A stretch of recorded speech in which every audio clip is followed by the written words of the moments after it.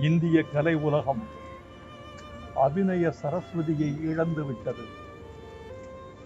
ஒரு கலைமகளை நாம் பறிகொடுத்து விட்டோம். சரோஜாதேவி அவர்கள் தன் சமகாலத்தை பாதித்தது போல மிகச் சில நடிகைகள் தான் பாதித்திருப்பார்கள். பெண்களை, இளைஞர்களை, ஆண்களை அதிகமாக கவர்ந்த நடிகை என்றால் சரோஜாதேவி முன் வரிசையில் வருவார். 1958 நாடோடி மன்னனில் அவர் அறிமுகமாவதற்கு முன்பே வெறும் நடனக் கலைஞராக இருந்தார். குழு நடனக் கலைஞர்களில் ஒருவராக இருந்து நட்சத்திரமானார்.